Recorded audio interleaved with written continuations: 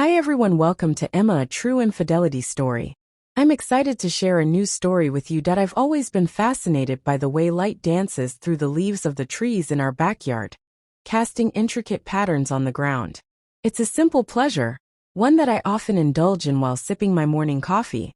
My name is Emma, and this tranquil scene has been my daily ritual for the past 5 years. Ever since Arthur and I moved into our cozy home in this picturesque suburban neighborhood. Arthur, my husband, is a software engineer, a man of logic and precision. His world is one of codes and algorithms where every problem has a solution. Every glitch a fix. He's often absorbed in his work, his mind a labyrinth of digital pathways, leaving me to navigate the more tangible aspects of our life together. Then there's Leo, our golden retriever, whose boundless energy and unconditional love have been the glue holding our little family together. His tail wages like a metronome, setting the pace for our days, filled with weekend hikes where the forest whispers secrets to us, movie nights where the glow of the screen illuminates our laughter, and the occasional dinner party with friends, where the clicking of glasses and the hum of conversation create a symphony of normalcy. Our life was the epitome of what many would call perfect. But as I sat there watching the light play its game, I couldn't shake off the feeling that beneath this veneer of perfection. Before this story spirals even further, make sure to subscribe to my channel and turn on notifications for more. And when the story ends, don't forget to show your support through likes and comments. Something was amiss. It started subtly like a whisper in the wind. Arthur's late nights at the office became more frequent, his excuses more vague. I tried to dismiss the gnawing suspicion, attributing it to the demands of his job, but the seed of doubt had been planted. One evening, as I was closing up the boutique, my phone buzzed with a message from Arthur staying late again. Don't wait up.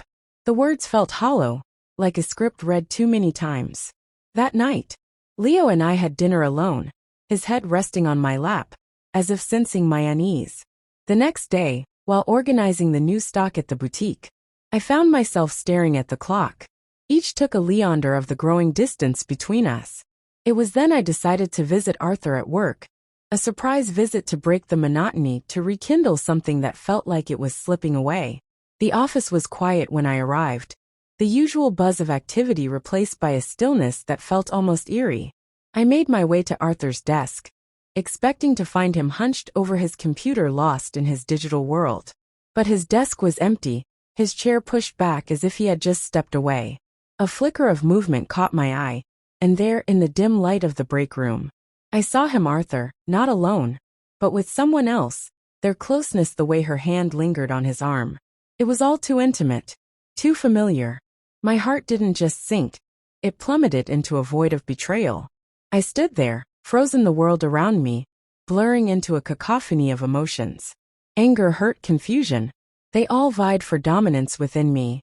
I wanted to confront them, to scream, to demand answers. But my feet were rooted to the spot, my voice trapped in my throat. Instead, I turned and left.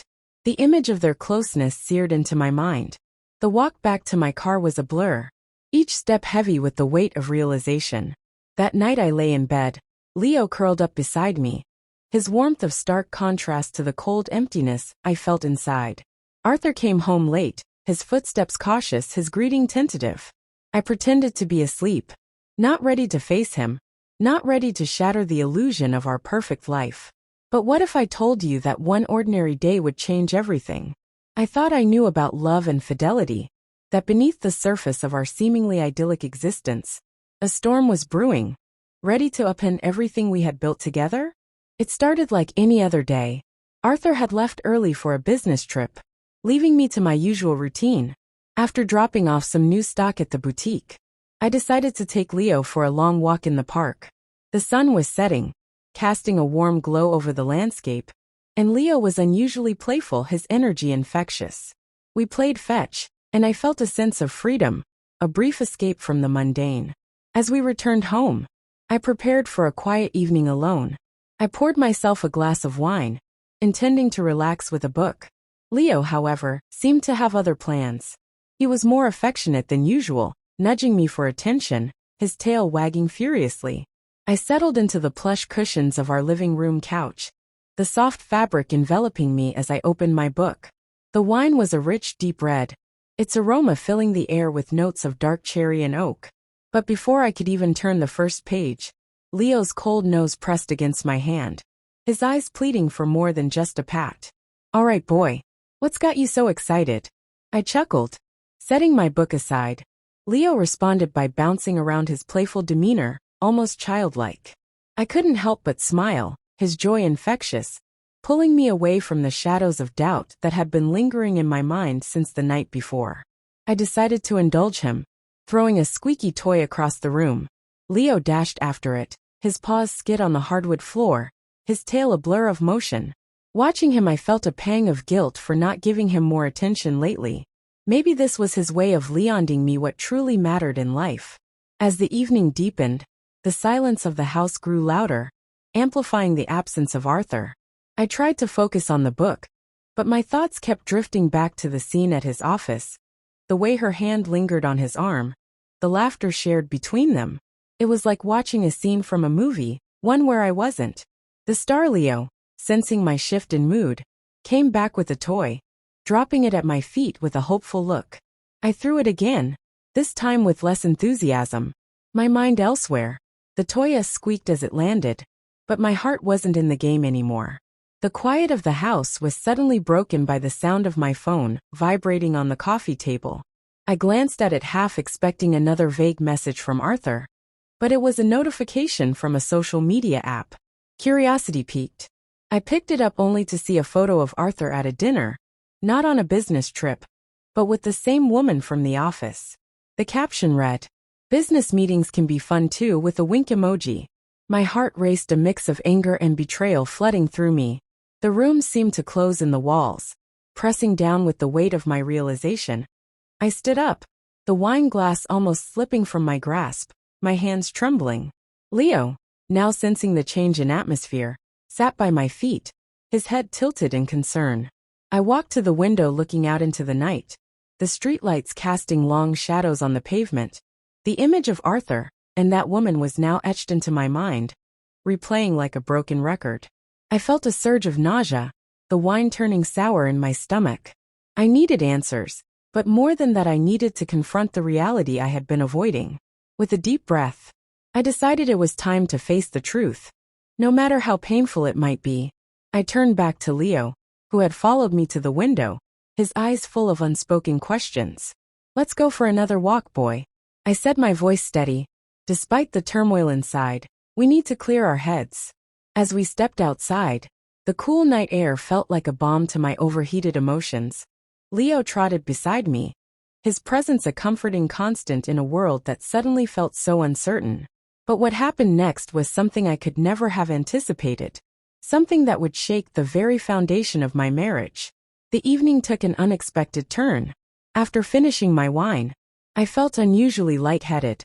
I lay down on the couch, intending to rest for a moment, but Leo jumped up beside me, his warmth comforting in my drowsy state. I began to pet him, but his behavior shifted. He became more insistent, his movements more deliberate in a haze, my mind foggy from the wine. I found myself in a situation that was both bizarre and shocking. I realized too late that Leo's playful affection had turned into something else entirely. The line between pet and something more intimate blurred in a moment of confusion and misguided affection. His paws, usually so gentle, now seemed to explore with a purpose that was unsettling. I tried to push him away, my heart racing with a mix of confusion and a sudden sharp clarity. But Leo, perhaps sensing my distress or driven by his own instincts, didn't relent. His actions, once innocent, now felt like a breach of the unspoken boundaries we had always maintained. The room spun around me, the walls closing in as I struggled to sit up to regain control of the situation.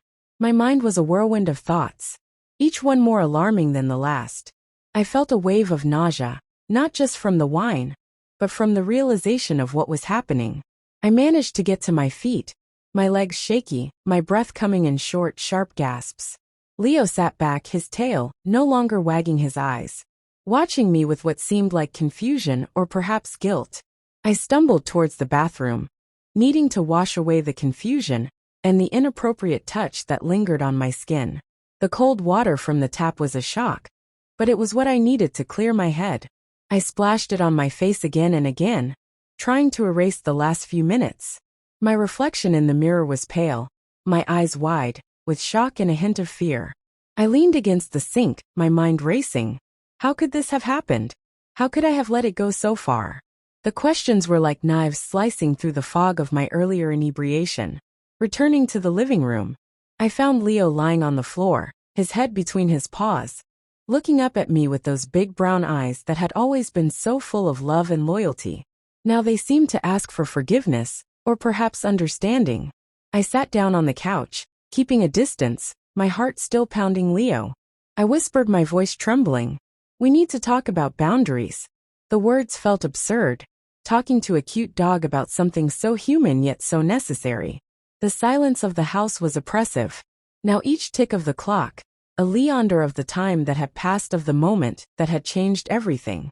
I wrapped my arms around myself, feeling a chill, despite the warmth of the room. My phone lay on the coffee table, its screen dark. I picked it up, my fingers hesitating over the screen. Should I call Arthur, tell him what happened? But the thought of his reaction, the potential for misunderstanding or worse, made me pause. Instead, I texted my friend. Amelia, can we talk? Something weird just happened. It was vague, but I needed someone to talk to. Someone who could help me process this without judgment. As I waited for her response, I looked at Leo again. He hadn't moved, still, watching me with that same look. I felt a pang of guilt. Not just for him, but for myself. How had I let my guard down so completely? The night stretched on the shadows in the room, growing longer, mirroring the shadows in my mind.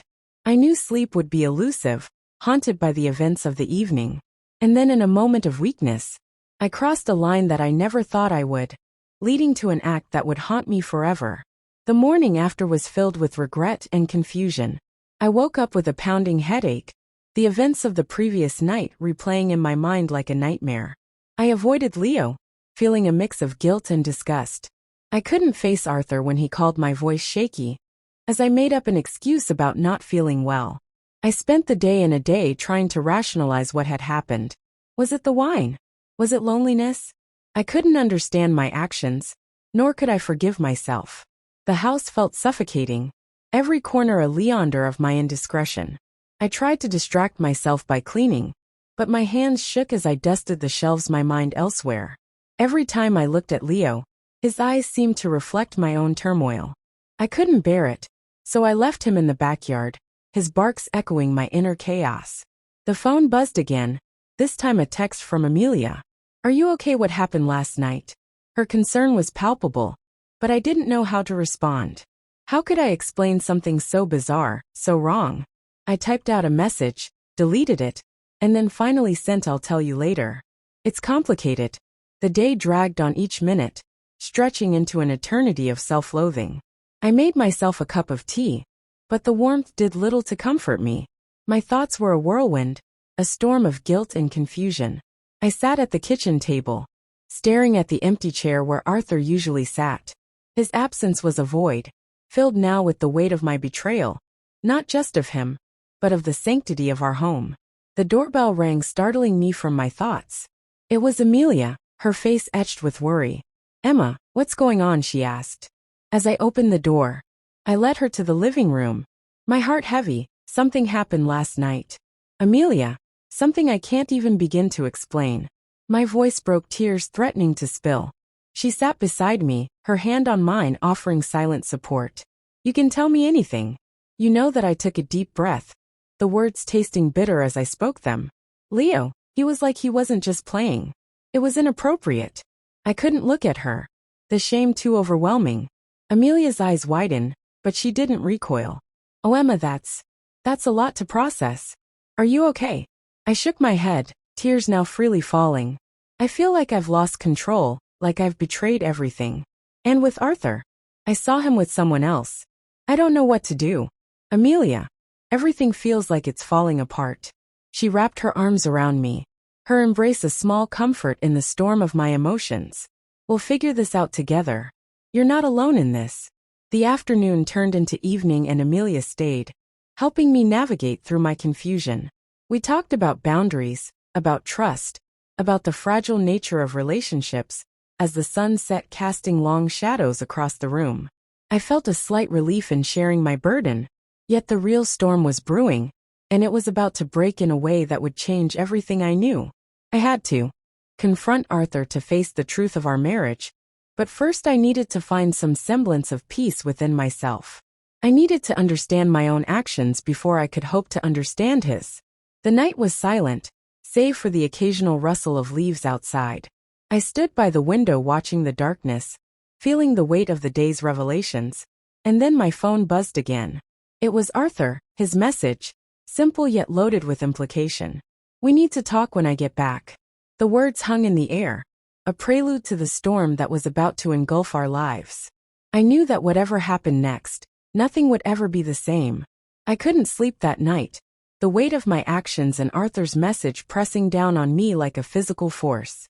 The next morning I was up before dawn, the house still cloaked in the soft, gray light of early morning. I made coffee the routine action, somehow grounding me amidst the chaos of my thoughts. As I sat at the kitchen table, the first rays of sunlight began to filter through the windows, casting a warm glow over the room. I knew today would be the day I'd have to face Arthur. The anticipation of our confrontation was like a storm brewing on the horizon. Dark and ominous, I heard the front door open, and my heart skipped a beat. Arthur was home earlier than expected, his face lit up with the news of a promotion. But my demeanor was off, and he sensed something was wrong. As he tried to embrace me, I pulled away the guilt. Overwhelming the truth spilled out in a torrent of tears and confessions. "I saw you with her, Arthur," I said, my voice barely above a whisper, yet it felt like a shout in the quiet kitchen. "And last night with Leo something happened." "I'm so sorry." Arthur's expression morphed from confusion to horror, then to anger. "What do you mean?" "Something happened with Leo." His voice was a mix of disbelief and rage. I took a deep breath, the words painful to articulate. It was inappropriate. I was confused, and the wine, I think it clouded my judgment. I didn't mean for it to go that far. The room felt charged electric with tension. Arthur stepped back, his hands running through his hair, a gesture of frustration. I knew all too well. "I can't even begin to process this, Emma. How could you let something like that happen?" And with Leo of all things, the argument that ensued was explosive. He couldn't comprehend how such a thing could happen. His trust shattered in his rage. He suggested we needed space, time apart, to think about what this meant for our future. "You need to leave," Arthur said, his voice cold, his eyes not meeting mine. "I need time to think, to understand what this means for us." I nodded, the tears streaming down my face. I packed a bag, my hands trembling each item. I touched a leander of our life together.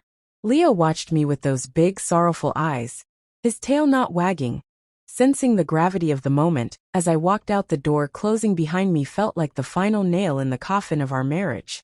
The neighborhood was waking up, the sounds of morning routines, a stark contrast to the turmoil in my heart. I drove to Amelia's place, the silence in the car deafening. When I arrived, she opened the door, her face a mask of concern. "Emma, what's going on?" she asked, ushering me inside. I collapsed into her embrace, the words coming out in a rush. "Arthur and I were taking time apart. He needs space after everything." Amelia listened, her presence a balm to my fray nerves. "You'll get through this, Emma. It's a lot, but you're not alone." The days that followed were a blur of introspection and solitude. I stayed with Amelia each day, a struggle to find meaning in the chaos. I avoided calls from Arthur, unsure of what to say, how to even begin to repair what had been broken. One evening, as the sun dipped below the horizon, painting the sky in hues of orange and pink, I sat on Amelia's porch, a cup of tea in my hands. The quiet was broken by the sound of a car pulling up. It was Arthur. He walked up the path, his steps hesitant, his face a mix of resolve and pain. "Emma, we need to talk," he said, his voice softer than I remembered. I nodded, leading him to the porch swing. We sat, the space between us filled with all the unspoken words of the past days. "I've been thinking," Arthur started, his gaze fixed on the horizon about us, "about what happened. I'm angry, hurt, but I also realize we've both made mistakes. I looked at him, seeing the man I loved, yet feeling the chasm that had opened between us. I know, Arthur. I've been trying to understand my part in all this, the loneliness, the whine. It's no excuse, but I'm trying to make sense of it. He turned to me, his eyes searching mine. I saw her, Emma. It was a moment of weakness, a lapse in judgment, but seeing you with Leo, that's something else entirely. The air is thick with the weight of our confessions. I'm sorry. Arthur, I'm so sorry. I whispered, the tears coming again. He took my hand, a gesture so familiar, yet now so foreign. I need time, Emma, time to see if we can rebuild trust, if we can move past this. But I also need to know if you're willing to work on this on us. The question hung between us, a lifeline or a final goodbye. I squeezed his hand, feeling the warmth, the connection that once was so strong. I am Arthur. I want to try to fix what I've broken with our marriage hanging by a thread. What would become of us? And could we ever recover from this betrayal? The future was uncertain, but in that moment on that porch, we made a silent pact to try to navigate through the storm together, or at least to find out if we could. In the weeks that followed, our home was a battleground of emotions. I sought therapy, trying to understand my actions and the state of mind that led to them. Arthur moved out temporarily, needing time to process his feelings. Our friends and family were left in the dark. The situation too bizarre to share. I remember the first session, vividly, sitting in that sterile office. The therapist's gentle probing felt like a scalpel dissecting my psyche. Tell me about that night, Emma, she said, her voice calm, almost soothing. I recounted the evening, the wine, the confusion, the inappropriate touch from Leo. It was like confessing a sin, each word heavy with guilt. Therapy was not just about understanding what happened, but why it happened. We delved into my loneliness, my insecurities, the cracks in our marriage that had been widening for months. You are seeking connection, Emma, even if it was misguided, she explained.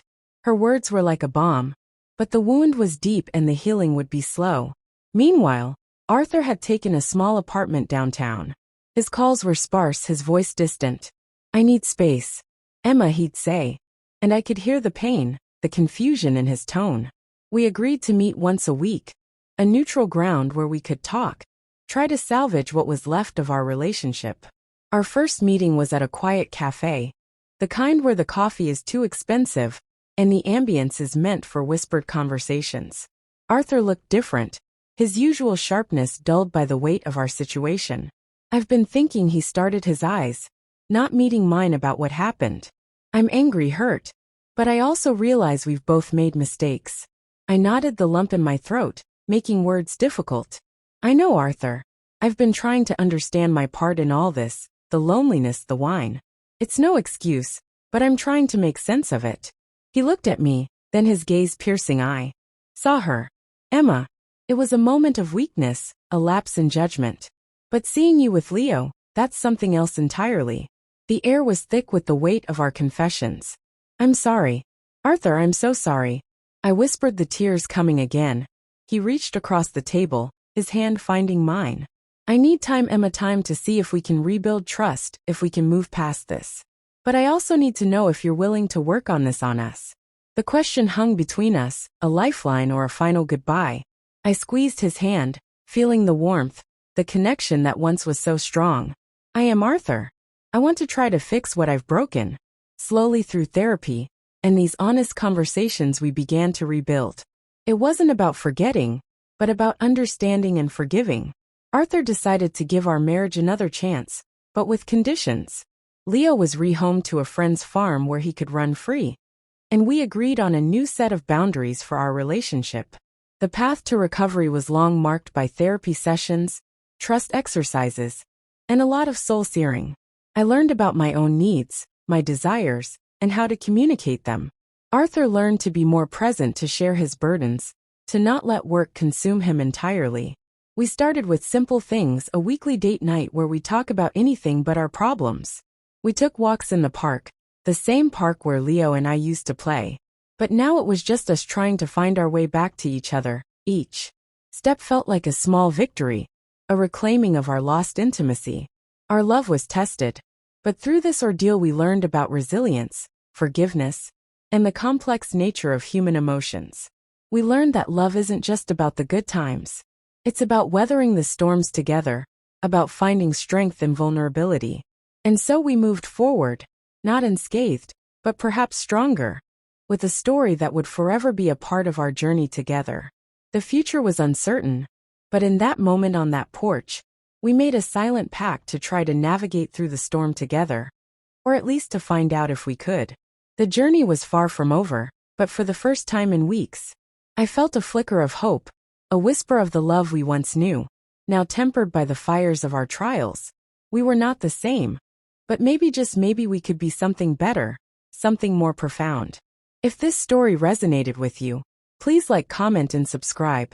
Your support helps us craft more engaging stories for you.